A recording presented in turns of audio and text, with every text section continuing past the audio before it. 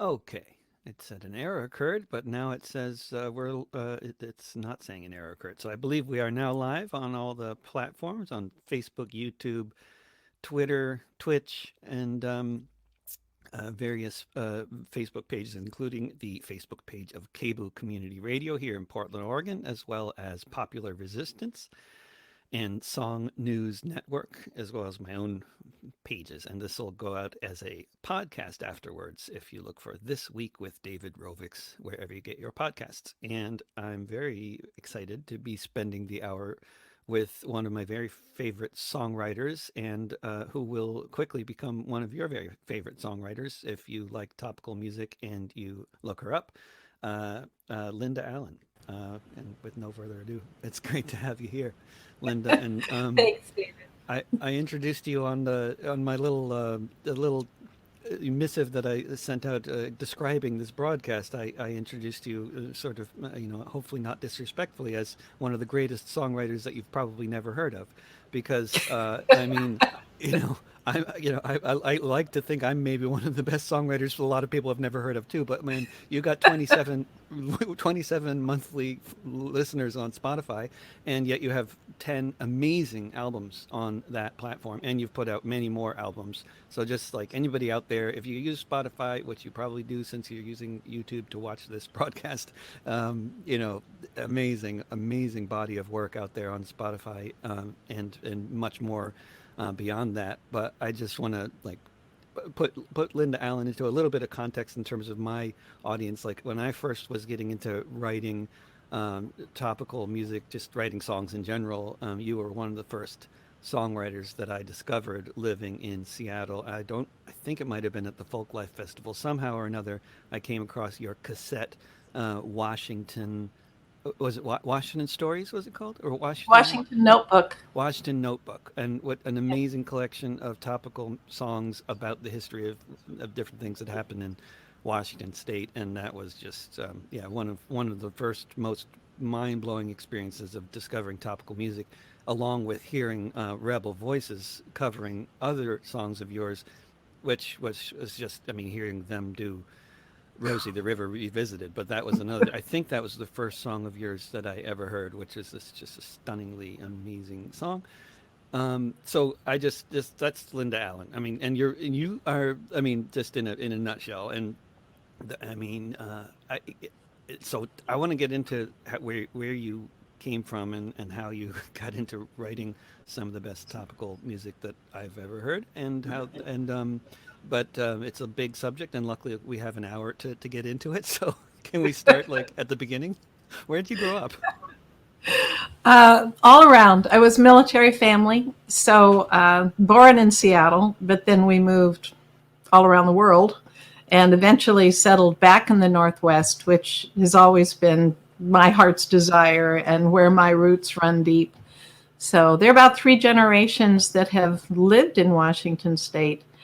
So the history goes back a ways. But yeah, Oh wow! it's my home.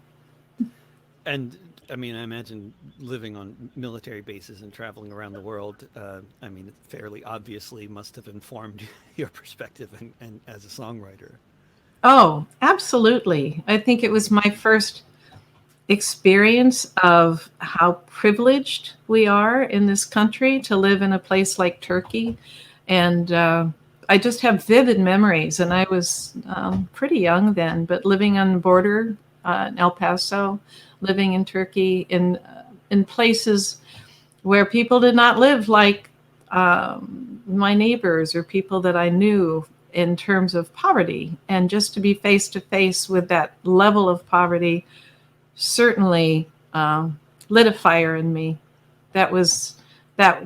Those were important experiences that I wish everybody could have. Yeah, no doubt, no doubt.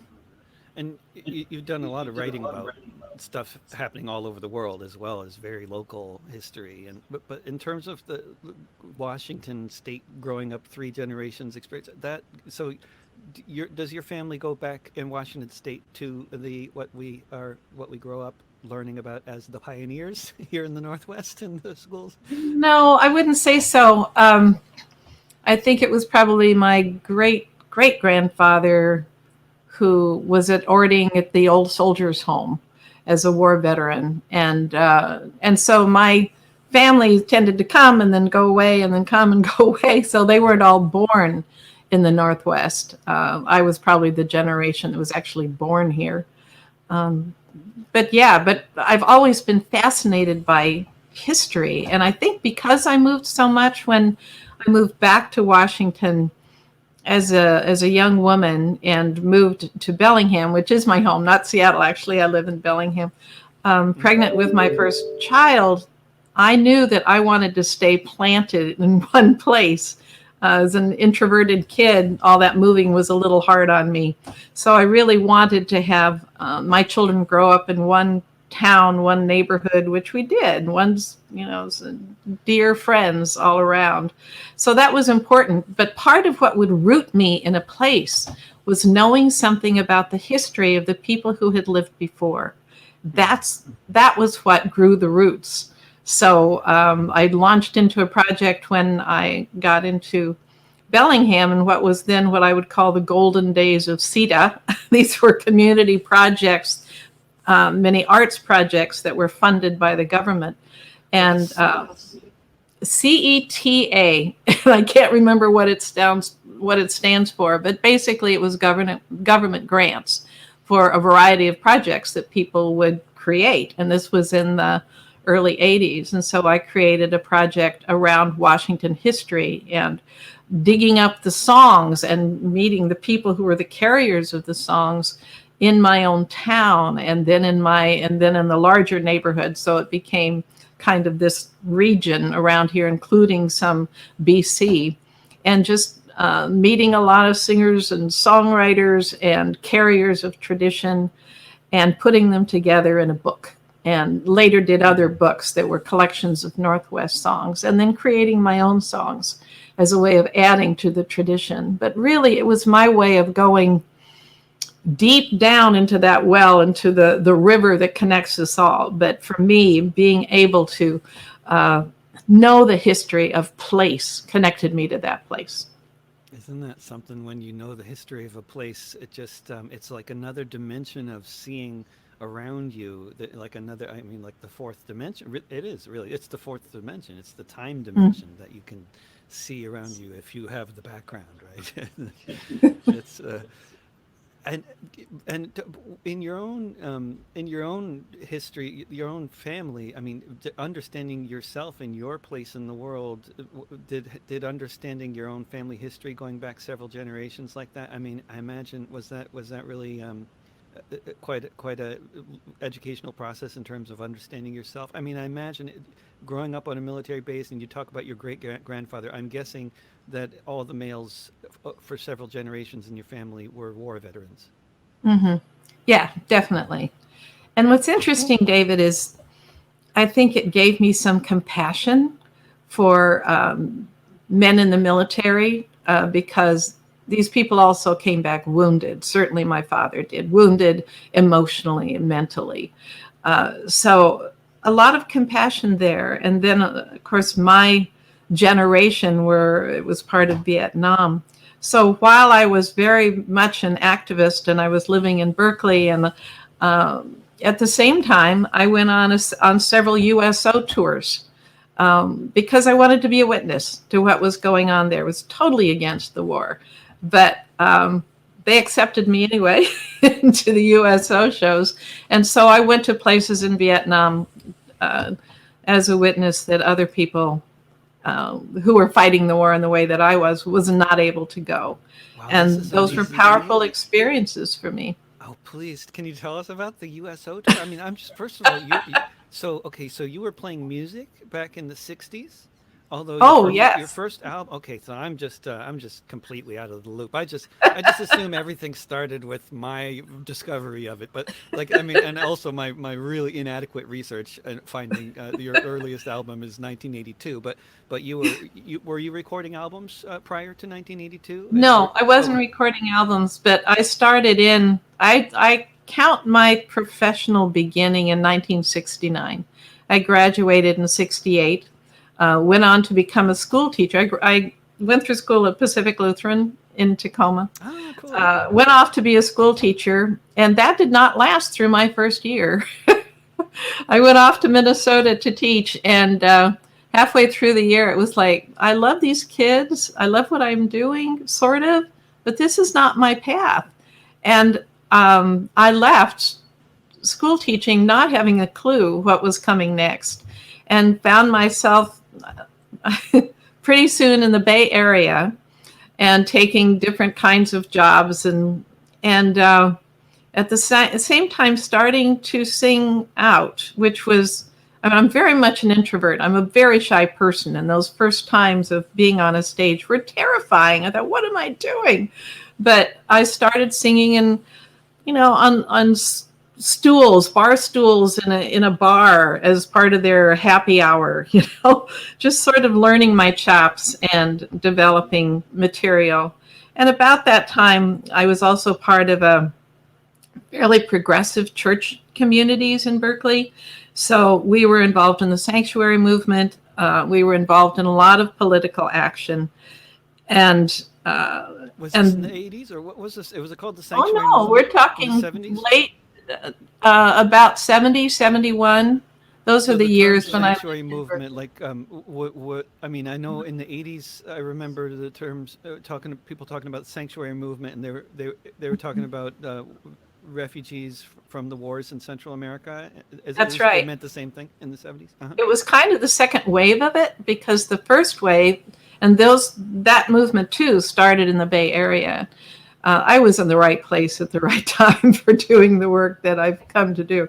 But at that time, the first sanctuary movement was really about Vietnam War and giving sanctuary to soldiers in the churches. And it was a powerful movement. It happened to be our church was right in the center of it.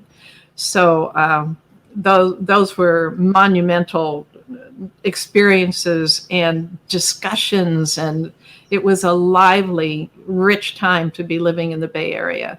So that, after I left, that movement then did become sanctuary for refugees from Central America, which of course was happening up here too, but I don't think it wasn't, I mean, we were giving here in Bellingham, we were also offering sanctuary, but it was more in homes. It wasn't part of that particular movement. But yeah, so powerful things that shaped me. Oh yeah, no doubt. What a century it was, huh? and what a century this is too. But you, how did you end up getting involved with the USO tours? I mean, I'm just like logistically, how did that end up? How does that work? And then I want to hear what it was like to go do those gigs. Well, there was at that point within the movement there was the FTA movement, and that was Jane Fonda and Holly Near was on that. I think tours that were going to Vietnam, but they never got to Vietnam. But they were setting up, and they were, actively working to educate soldiers about what was the feeling here back home, about what was going on there, I think was part of it. But as I said, they weren't being able to get into Vietnam. And I didn't realize this until I spent an evening with Holly Near, and we were talking about all this. And she said, what you did, you got there. We didn't. So it was a privilege. The first tour was in Vietnam and Thailand. And so I was part of just a 2-person team. It would be me, little folk singer with a guitar on my shoulder, singing John Denver covers and whatever was popular at that time. And we'd be flown into the tiniest bases or onto an aircraft carrier, and I'd be singing for, it might have been 2 or 3 soldiers on a little remote island. And then because the Bob Hope show was the one that was getting the news, and they were, on the big military bases and huge crowds. And I wasn't that. We were the little ones. And also USO was not political. In fact, when I applied for it and I went to interview, and I said, I'm not supporting this war. And he said, you need to know that right up front. And he said, that's fine, as long as you are not political on stage. He said, Bob Hope is our biggest money raiser, but he does not represent, he's pro-military. And he said, you're not expected to do that. You're expected to just entertain and remain a neutral stance. And that I could do, So I was able to go there. And then I would hear the pilots talking in the bars about their heat-seeking missiles kind of thing, or what they were using in the jungles. And I said, well, how do they know the difference between, a person and a cow or whatever? And he said, well, we can't actually, and then the next tour I went on was a hospital tour in Japan. And that's where I actually went in and sang for soldiers in the wards. And that was also equally powerful. But part of it was because I'd been somewhat educated back in Berkeley about white sulfur, different kinds of bombs, and then I would go there and I would actually observe from the air, these huge potholes or the defoliation of the forests, or I would see bombs that I thought weren't legal. We weren't supposed to be using that particular bomb, and here was a stockpile of them. And so these were all part of my education. And I think it's a little like when years later I went to Palestine and Israel, and I went on my own, but sort of under the wings of Holy Land Trust and different groups that were working for peace. And again, went as a witness and thought, wow, this is not the story. And this was in the 90s. It was like, this is not the story that I've been hearing about Israel and Palestine. And oh, look at what's happening. And I'm there with, was it Witness for Peace? Now I'm forgetting things. I am 75, by the way. I do forget. Now you're allowed to start forgetting things, and you can blame it on your age. Yeah. I know, it's so convenient. But anyway, when I went there, I think when I went to Vietnam, I did not come back with a way to share the story and what I'd seen. When I went to Palestine, which was the only other time I've gone into a war zone, into an occupation in the way that I saw in Palestine. And of course, now it's all over the news again. And the injustice is once again being highlighted about what's going on there. And again, I witnessed firsthand and heard the stories firsthand of what was happening there. And that time I came back with a lot of incredible pictures, some that had been given me by the Palestinian Child Art Center of children's art. And there's no more honest portrayal of war than children's art.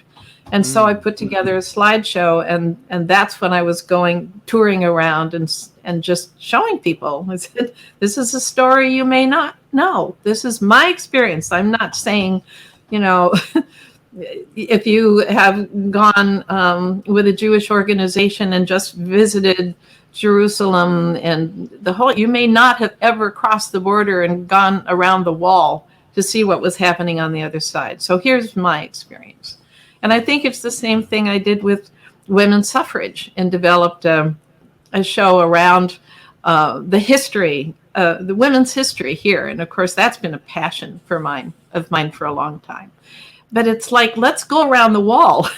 Let's hear what the stories are on the other side of the wall. Because when I grew up in studying history in the 60s and 70s, Washington state history and national history, I heard almost nothing about the women's suffrage movement, one of our most important human rights, civil rights stories that we have not heard.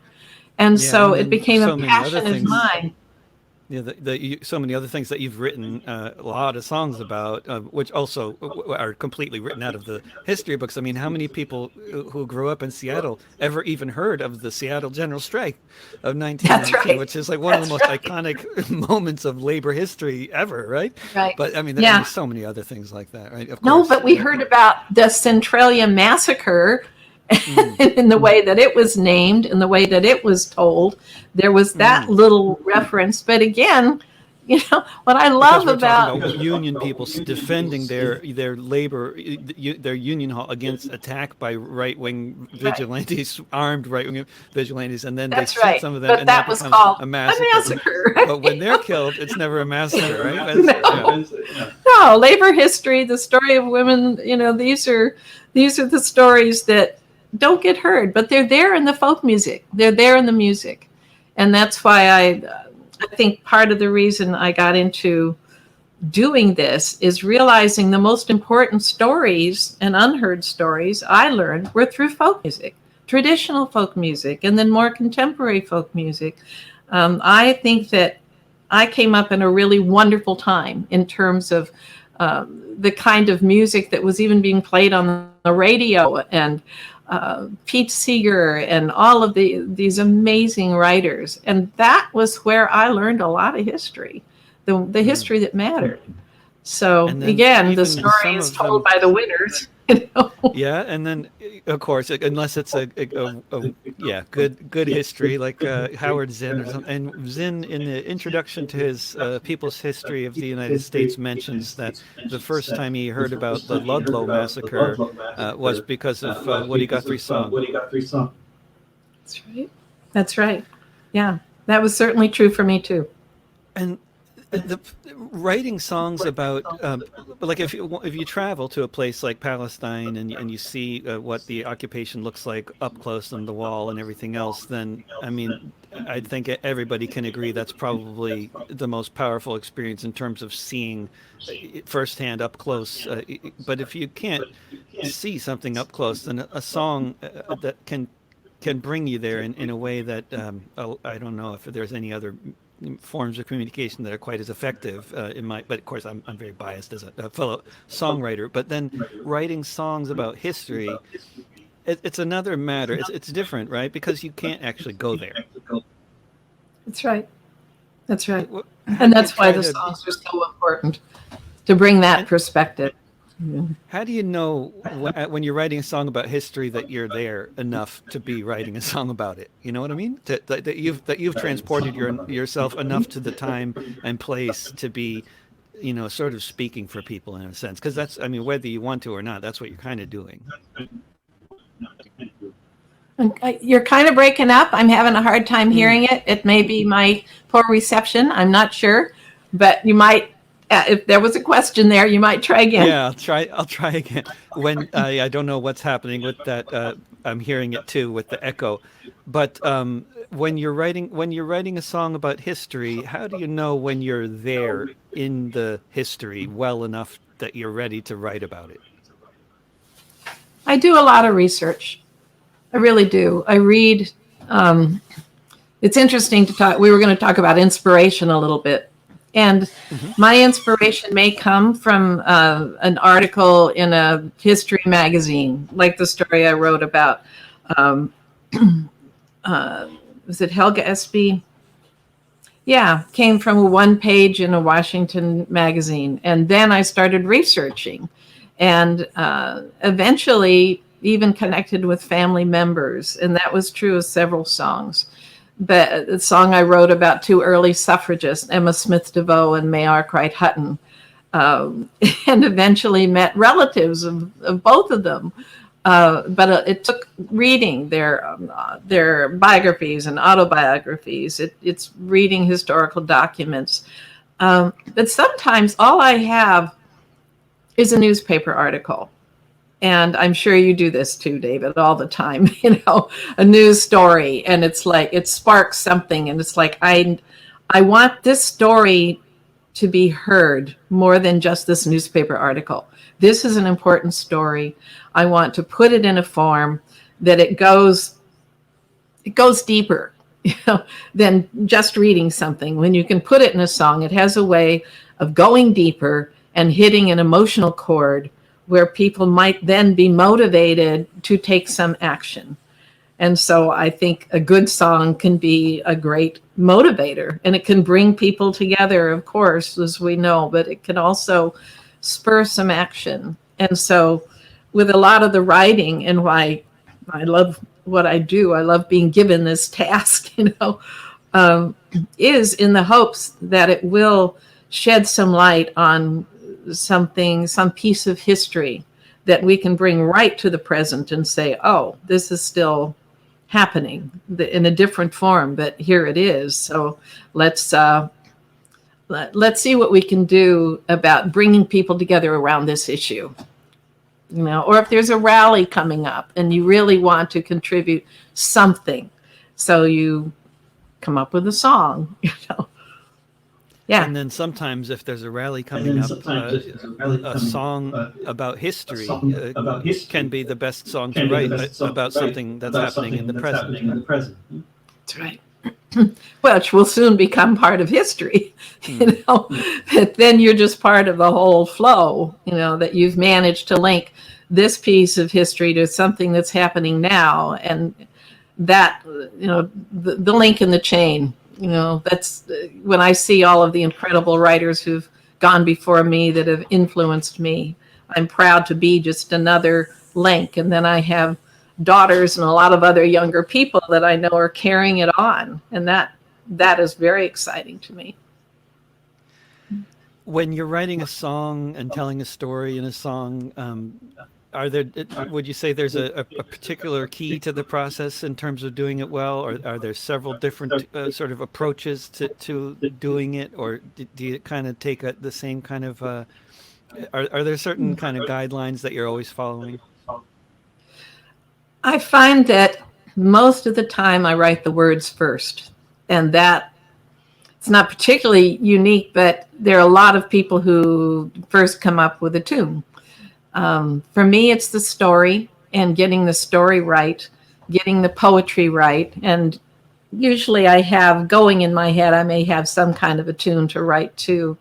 But just getting edit, you know, just get it down to where I can tell the story with as few words as possible and as clear as possible.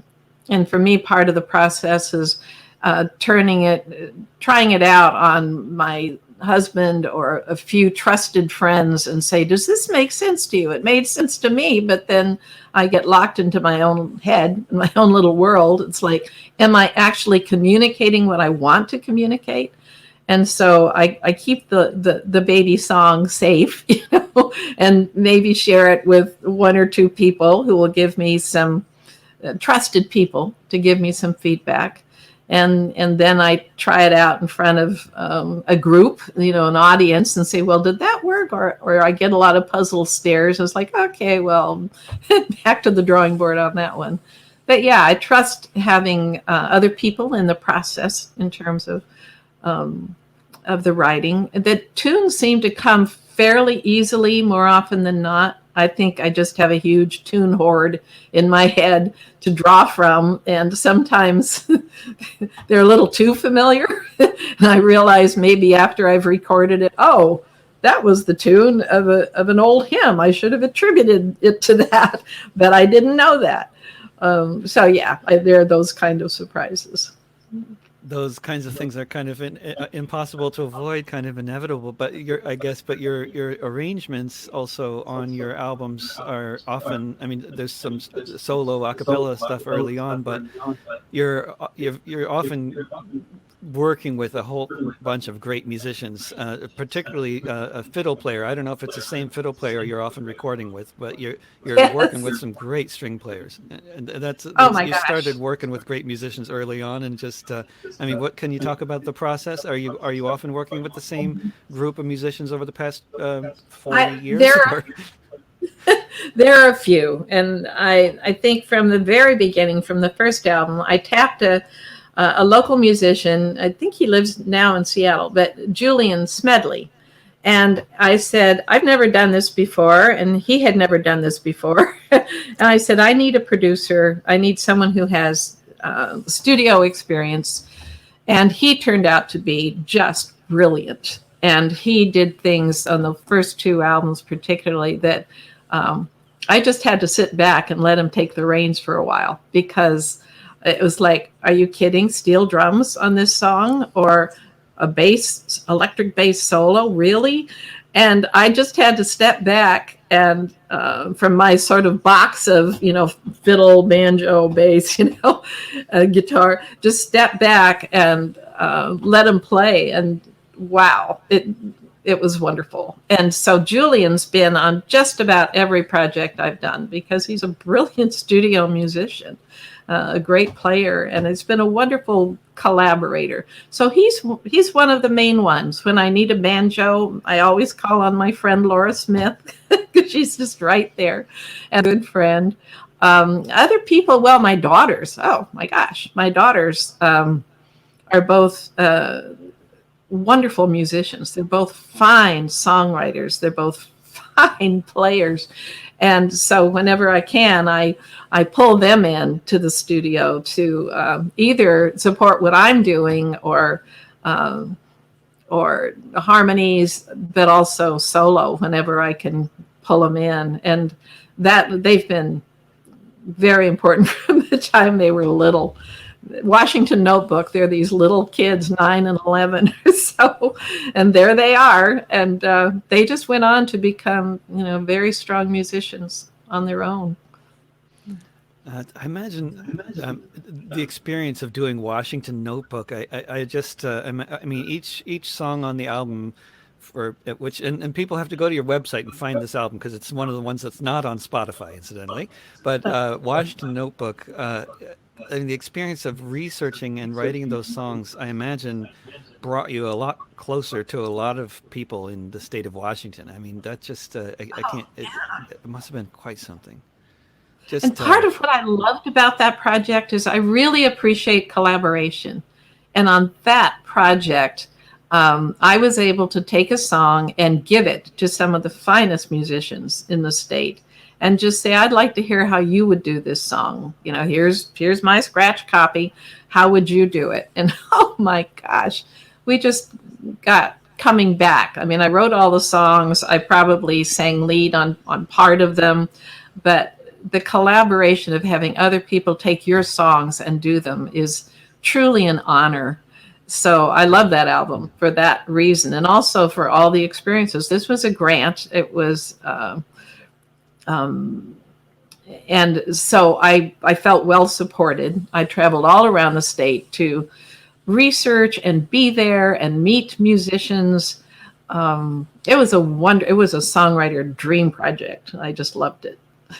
Working with a grant, there must be a lot of people out there, songwriters who have never even tried to, or musicians, other artists who have never tried to deal with grants or who.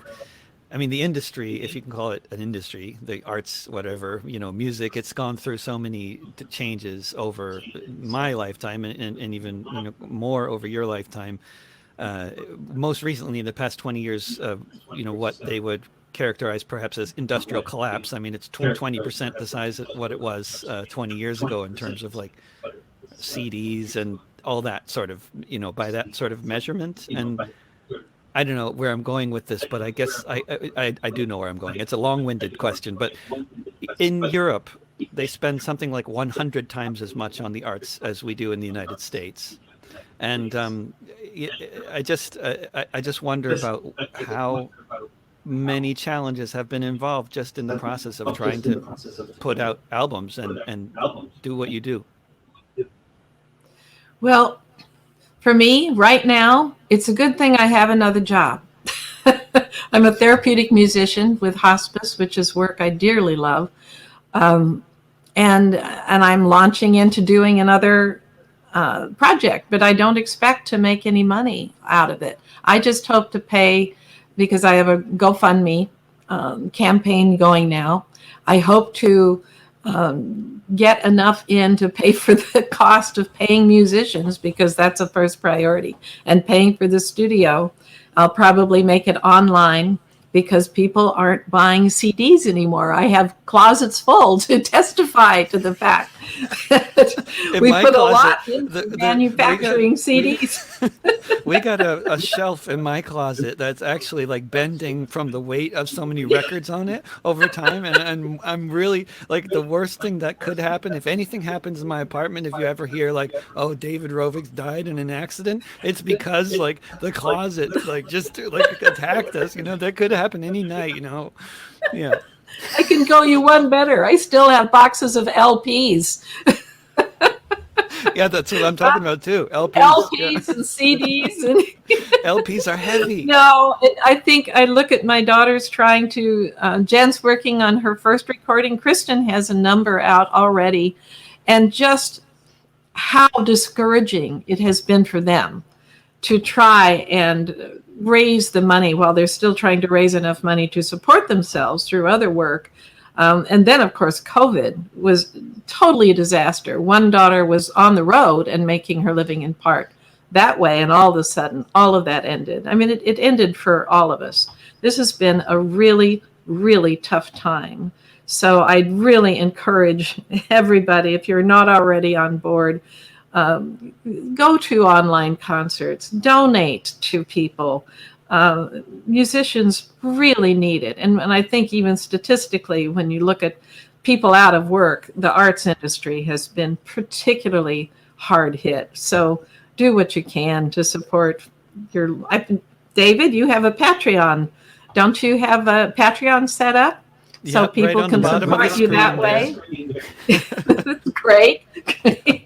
I'm not that organized, but I do have a donate button on my welcome page on my website, which is Linda Songs, LINDASONGS, and put the S at the other. There's another Linda Song who sometimes gets my donations. Oh no, because we do have the disadvantage of having a very common last name. That's I mean, Yes, that's a problem on the internet for musicians, isn't it? I mean, yeah, I never had that problem. From the very beginning, people look for me and they find me and maybe my dad, and that's about it. You know, my sister. You know, but. Well, Alan is very, people sometimes call me Barbara, actually, because of the old folk song, Barbara Allen. That doesn't But help. anyway, lindasongs.com is my website, and that's also on that welcome page. There's also a link to the GoFundMe if people wanted to support the next recording project, which may take a while, but it'll get there. But it used to be, I mean, just for the people who are like maybe under 40 and don't maybe never firsthand had this experience, it used to be that you'd actually record, you could actually record an album and you could know that in the next couple of years you'd certainly make the money back for the recording costs by selling the album at shows and stuff like that. That was the case for you for a long time as well, right? Oh, sure. Absolutely. Yeah. But I will say, grants have really been important over the years. Mm-hmm. There have been a number of them that I have had to really, hone my skills in the business end of this world, and to learn how to write a grant and apply for a grant. And sometimes it's paid off at really critical times. So I would encourage people to look at your local arts organizations and check out their due dates and take a class on grant writing. And it really can help. Yeah, that's great advice. Although then if you have to apply for grants and all these other obstacles in the way of trying to make a living as a musician, then it just sort of ends up making a more and more sort of like a pool that gets honed down into those who are able to do all the grant writing and everything, right? It's interesting. Well, and as you know, you are so far ahead of me, David, on social media. I just look at you in total awe, and I think, how do you do what you do and link up and then still have time to write as many songs as you do on topics? I am in awe of what you're accomplishing. Well, I don't have a day job, so that helps. Linda, you mentioned a few songs. No, I didn't either for a long time. You have a guitar nearby, and you might be able to do a couple of songs for us. There's also a few that you mentioned that are very topical. We were just hearing about the 20,000 children who are currently being held in prison-like conditions by that are supposed to not be prison-like conditions because the Democrats don't do that. So it has to. We have to call it something else. But would you do a couple songs for us? Sure, I'm glad to. I was just deciding which ones. So this one, okay, this is probably, it's not as polished. I have to look at the words. I have to look at the words a lot anyway. Words drop. Remember stage. I think before that, I think I'm going to do I Choose, because Planned Parenthood and reproductive rights are a huge topic right now. So I'm gonna do the one I wrote called I Choose. So let me find it.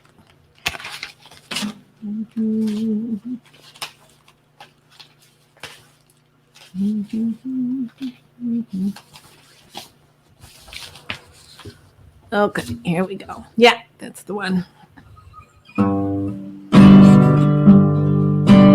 Young girl in the parking lot, pushing through the screaming faces, staring at her blue shoelaces. She's at the clinic door, now they hear her roar. You don't get to choose, you who do not know my story. You don't get to choose. You will never own this body, what I hold and what I lose. I choose.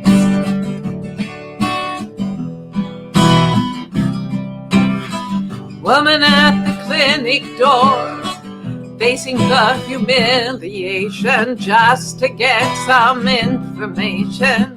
They tried to keep her out, now they hear her shout.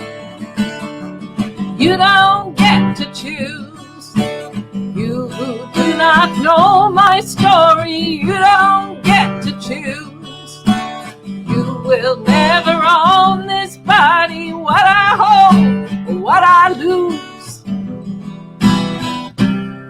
I choose.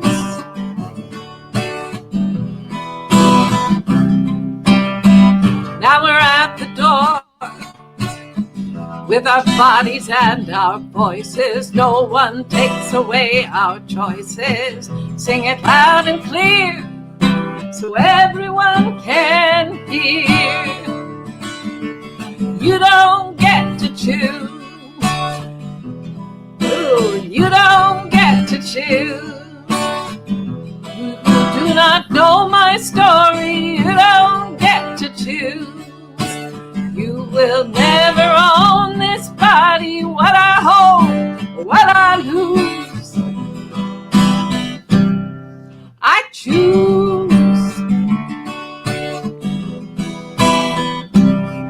I choose. I choose.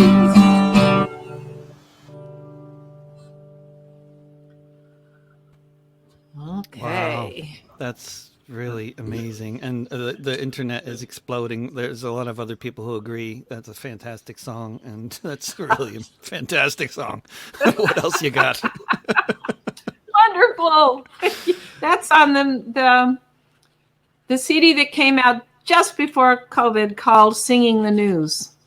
The next one coming up is called After the Plague, Four Paths Home. I think the next one I'll do,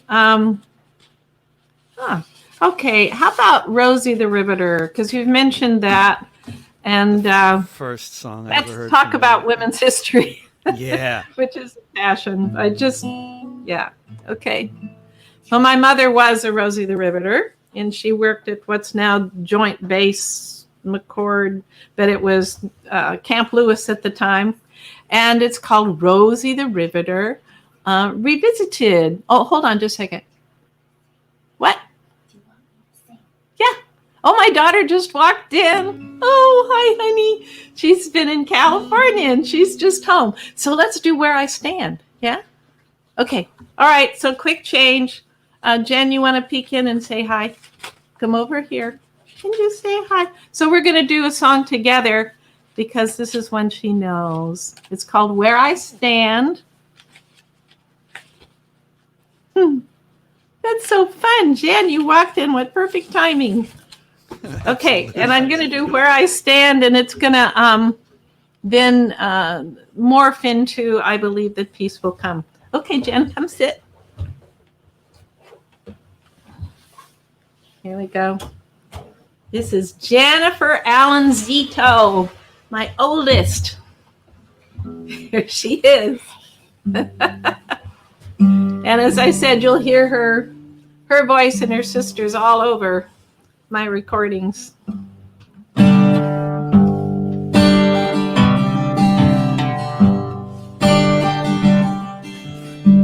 Woman standing in the rain on a cold October day. In her hand she held a sign that said there must be a better way. By her side her child asked, why do you do the things you do? Once you know I did it for me, now I'm doing it for you. So you will know where I stand. You will know who I am. You will know where I stand if it all falls down. Gray were the stones of the courthouse steps, and gray was the autumn sky. Gray were the faces of the passing people looking down as they walked by. Black and white was the news that morning in a world about to die. Red as blood was the sign above, and the child again asked why. So you will know where I stand. You will know who I am. You will know where I stand if it all falls down. If it all falls down. Used to be I believed I could change some hearts with a handmade sign. Now I know I gotta keep on so that others can change mine. Sometimes things have to fall apart to make way for something new. Hold a sign, hold a vision, I'm leaving it up to you. So you will know where I stand. You will know who I am. You will know where I stand if it all falls down. If it all falls down. If it all falls down. If it all falls down. If it all falls down. If it all falls down. If it all falls down.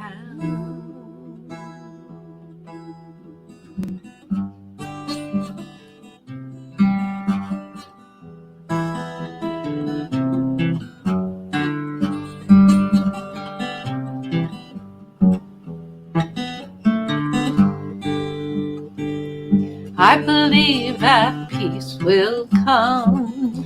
I believe that peace will come. I believe that peace will come. I believe that peace will come. I believe that hope survives. I believe that hope survives. I believe that hope survives. I believe that hope survives. You want to do Love Will Rise?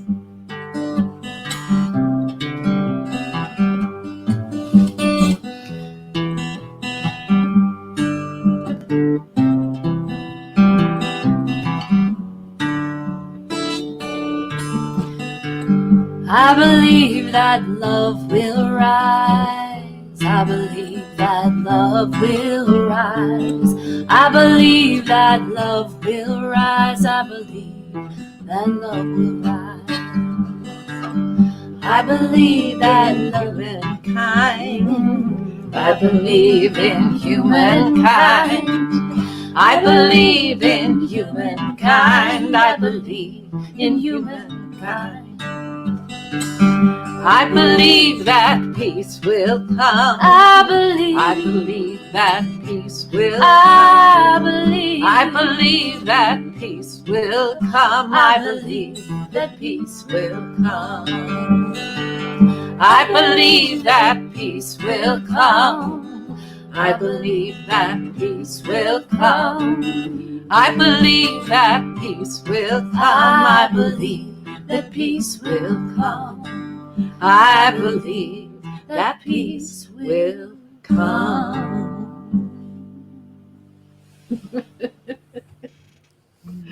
Yay! Fantastic.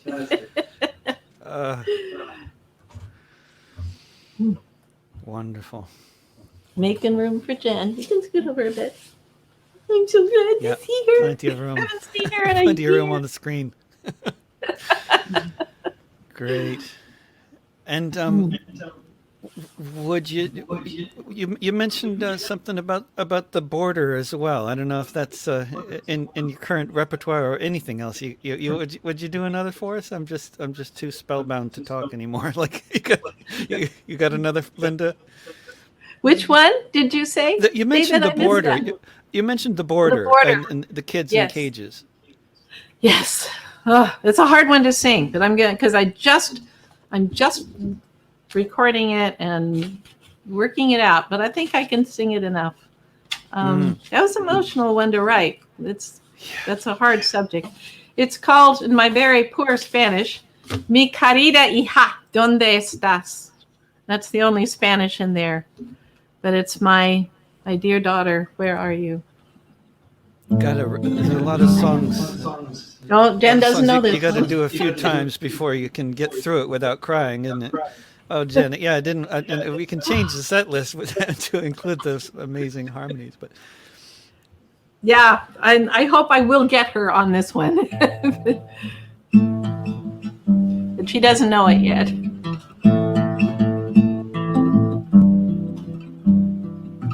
They say run, mija, run. Run for the border. They've taken your husband, your son, and your daughter. Our lives were in danger, so we ran for the border. Me and my daughter, to live among strangers. Mi querida hija, ¿dónde estás? Mi querida hija, ¿dónde estás? The journey was long, and we barely survived it. Half starved and exhausted, we finally arrived to the country of refuge for strong, willing hands. It was there at the border the rumors began. Mi querida hija, ¿dónde estás? Mi querida hija, ¿dónde estás? We were finally questioned, and they reached for my daughter. I'd heard rumors of cages, kids taken from mothers. Run, hija, run! Our lives were in danger, but they took her from me, these cold as ice strangers. Mi querida hija, ¿dónde estás? Mi querida hija, ¿dónde estás? He sent me away from that border. I go back every day to search for my daughter, but they've taken our children to live among strangers, but they can't tell me where. They've lost all the papers. Mi querida hija, ¿dónde estás? Mi querida hija, ¿dónde estás? Mi querida hija, ¿Dónde estás, mi querida hija? ¿Dónde estás?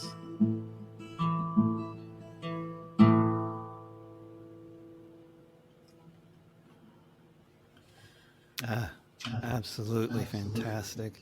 So honored to have that song on this broadcast. Wish that you had no reason to have written it, and wish there weren't 20,000 children currently being held by ICE whose parents are trying to find them. And you had this new album coming up. What's it called? After the Plague. This is the working title. It could change, but After the Plague, Four Paths Home. And are there many other songs related to just very recent developments in terms of the pandemic and such? Well, the other one on here that seems to particularly important right now is one about homelessness. And it's just titled, I Live Under a Bridge. Oh, can you do that for us? You got that in a Sure. playable form? Oh, wonderful. Yeah, this is And another speaking of which, if quite new one. anybody's listening from Portland, we're having on Memorial Day, on Monday, the 31st of May, we're having an event, Memorial Day at Kelly Butte, to remember all of those homeless and other indigent people taken off the streets of this city and sent to the prison at Kelly Butte to split rocks. That's how this city was paved for the first half of the 20th century. So hope to see their Memorial Day at Kelly Butte. David. Which I learned from you. That's what a song will do. I live under a bridge. This here is my home. It's my freeway kingdom. This chair is my throne. Weather's mostly been fine. This tent pulls back the rain. Got a bottle of Jim Beam. Pulls back the pain. But oh, when the wind... Wait a minute, I'm not doing this right. Just a minute. I've got my timing wrong. Okay. I've done that so many times. Okay, I think I got it now. Good. We need like an aperitif to clear the musical palette from the left. Yes. This is like a good boop. Okay. As I said, this is a new one. I haven't done this 50 times. I live under a bridge. This here is my home. It's my freeway kingdom. This chair is my throne. Weather's mostly been fine. This tent holds back the rain. Got a bottle of Jim Beam. Holds back the pain. But oh, when the wind comes and oh, when the rain comes and oh, when the snow comes, and it does.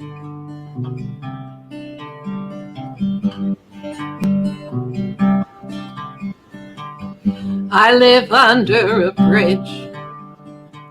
Some folks think that's strange, but when I lost my job, life got rearranged. First I lost insurance, then the cash ran out. My landlord said it's crazy shit, then he kicked me out.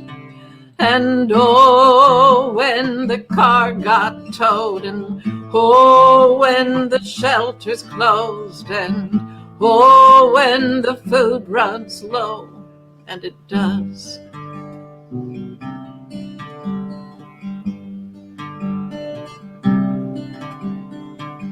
I live under a bridge. There's a family here too. We could all be here a while. That kid's only 2. We're told we'll have to go. but no one's told us where. I can almost smell the foul smell of tear gas in the air. And I just lost the second page. This is live, folks. Oh, here it is. And oh, when the cops come, and oh, when the guns come, and oh, when the pain comes, and it will.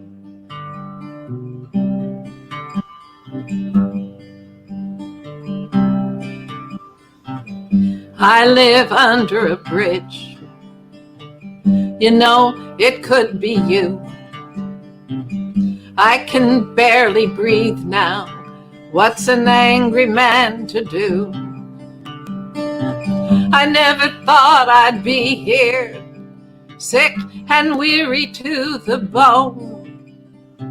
No dignity, no future, just endless nights alone. And oh, when the tears come, and oh, when the pain comes, and oh, when the fear comes, and it does.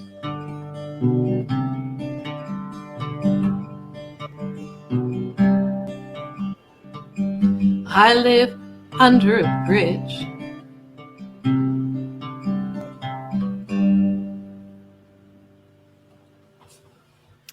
Absolutely fantastic. And yeah, and people commenting, comments include the insurance runs out, car gets towed. I've literally lived this. Another comment, Linda is easily my favorite guest I think I've ever seen you have.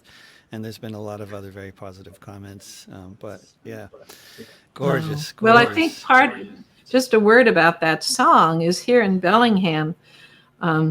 There are a number of homeless camps, and there are some, there's certainly some shelters available, but there are a lot of people who fall through the cracks.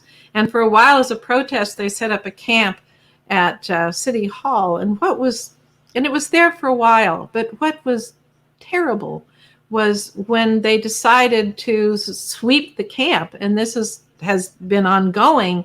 To sweep the camp meant that all the food, a lot of us have been cooking for the camp, the tents, the shelters, everything that had been put together, they came in a day earlier than they said they were coming, came armed to the hilt, came with, very militarized. And they just swept everyone's belongings, threw it in a dumpster. And that was that. I mean, intolerable to have this happening in our town and these kinds of sweeps. And they're continuing. My husband and I cooked for one of the camps that wound up way deep in the woods to try and avoid the sweeps. But people just aren't aware of what's been happening among the homeless and the people who are the most vulnerable. Yep, and then there's just seems to be among the sort of those who are homeowners, or at least especially it's the ones who own multiple homes. I mean, the idea of a solution to this problem, as the cost of real estate has just risen more and more since the American Revolution, actually, since before then. I mean, it's just been a feature of this country's history that as westward expansion, everything, the real estate just goes up and up, and there's limited amount of land, and the population grows, the real estate gets more and more expensive, and it's completely obviously unaffordable now, and they're still talking about solving the problem by building our way out of it, and it just doesn't seem. It's a very, very short-sighted. It's this idea that more real estate development is going to solve the problem is a little bit like, okay, we're not getting this pattern here. It seems fairly obviously a extremely limited scope of a solution, but I don't know. Is there any kind of movement that's really it's like speaking towards a real alternative to this pattern around Bellingham, or anything going on around that? Well, I know there was many organizations band together to protest the sweeps and the way that they were happening. And they have several tiny homes, communities. They have another one that's being developed. I think, again, the tiny homes seems like a better solution, certainly, than putting everybody together in a shelter where a lot of the folks aren't really capable of handling that situation. So there are efforts, but the problem, as you know, has just ballooned. I've never seen the number of homeless on the streets. I mean, everywhere I go, and you just can't close your eyes to that. And have you ever seen house prices like this either? No, no, incredible. My kids, I don't know how my 3 adult children are ever going to buy into housing. It just feels impossible. Yeah. You know? Thank you so much for being with us for the hour. It's been just wonderful. And hope to see you in the real world sometime. Thank you, David. I'm sure we will. So thanks for the good work you're doing. I'm deeply grateful for it. And thanks for the opportunity to be here. I've appreciated it. My pleasure. It's been fun. It's all very mutual. Take care, Linda. Thanks, David.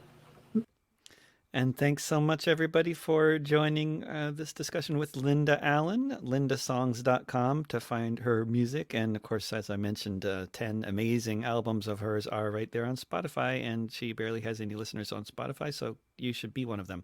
Put her on a playlist. And I'm sorry about the technical issues with that echo and stuff like that. I can explain why that happened, and other things I can't explain, but it's some things are just unavoidable. And but hopefully that was all audible enough and even sounding good when I wasn't talking at the same time as she was, or at least when it didn't appear to be me doing that.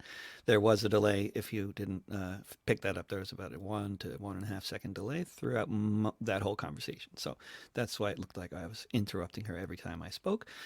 This is a normal thing with media. Anyway, I don't know why I felt like pointing that out, but just for people that don't understand why these things happen, that's why. Okay, take care, everybody. I will hope to, I'll be back with more broadcasts and more interviews next week. And of course, during the Memorial Day weekend, there's lots going on, including my Saturday concert on the last Saturday of the month here on the internet, 1 p.m. Pacific time. And then on Memorial Day, for anybody in the Portland area, Memorial Day, May 31st, 1 p.m. at Kelly Butte. We'll be having a gathering there to talk about people who split rocks there and sing songs about them and have a picnic and talk about abolishing evictions and stopping the sweeps and otherwise have a good time. And thanks for listening. You can find this in podcast form if you look for This Week with David Rovix, wherever you get your podcasts. Bye for now. Remember, don't pay the rent unless you really have to. Trust your neighbors, and mutual aid will get us through.